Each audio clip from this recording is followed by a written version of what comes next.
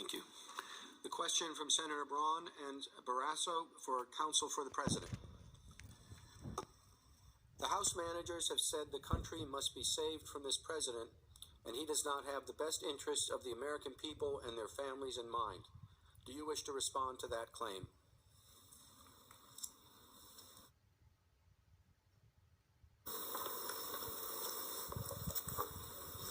Mr. Chief Justice, members of the Senate, while the House managers are coming before you and accusing the President of doing things, in their words, solely for personal and political gain, and claiming that he is not doing things in the best interest of the American people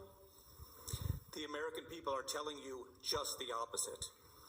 The President's approval rating, while we are sitting here in the middle of these impeachment proceedings, have hit an all-time high. A recent poll shows that the American people are the happiest they've been with the direction of the country in 15 years. Whether it's the economy, security, military preparedness, safer streets, or safer neighborhoods, they are all way up. We, the American people, are happier. And yet, the House managers tell you that the President needs to be removed because he's an immediate threat to our country. Listen to the words that they just said. We the American people,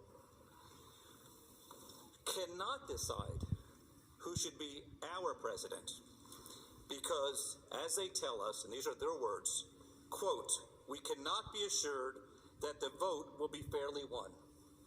Do you really, really believe that? Do you really think so little of the American people? We don't. We trust the American people to decide who should be our president. Candidly, it's crazy to think otherwise. So what's really going on? What's really going on is that he's a threat to them, and he's an immediate legitimate threat to them, and he's an immediate legitimate threat to their candidates because the election is only 8 months away. Let's talk about some of the things the President has done. We've replaced NAFTA with the historic MCA. We've killed the terrorists al-Baghdadi and Soleimani. We secured $738 billion to rebuild the military. There are more than 7 million jobs created since the election. Illegal border crossings are down 78% since May, and 100 miles of the wall have been built. The unemployment rate is the lowest in 50 years. More Americans, nearly 160 million, are employed than ever before.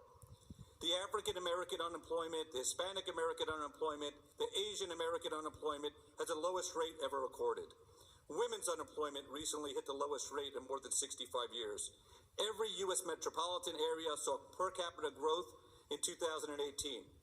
Real wages have gone up by 8% for the low-income workers.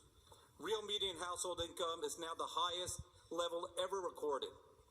40 million fewer people live in households receiving government assistance.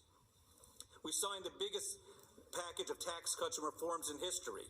Since then, over $1 trillion has poured back into the U.S. 650,000 single mothers have been lifted out of poverty. We secured the largest ever increase for child care funding, helping more than 800,000 low-income families access high-quality affordable care. We passed, as Manager Jeffries will recall, bipartisan criminal justice reform. Prescription drugs have seen the lowest price decrease, the largest price decrease in over half a century. Drug overdose deaths fell nationwide in 2018 for the first time in nearly 30 years. A Gallup poll from just 3 days ago says that President Trump's upbeat view of the nation's economy, military strength, economic opportunity, and overall quality of life will likely resonate with Americans when he delivers the State of the Union address to Congress next week. If all that is solely, in their words, for his personal and political gain, and not in the best interest of the American people, then I say, God bless him. Keep doing it. Keep doing it. Keep doing it. Maybe if the House managers stop opposing him and harassing everyone associated with him with the constant letters and the constant investigations, maybe we can even get more done.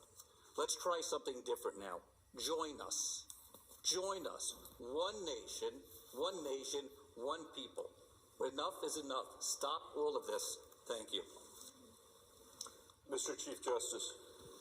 The senator from Colorado. Thank you. I sent a question to the desk for myself and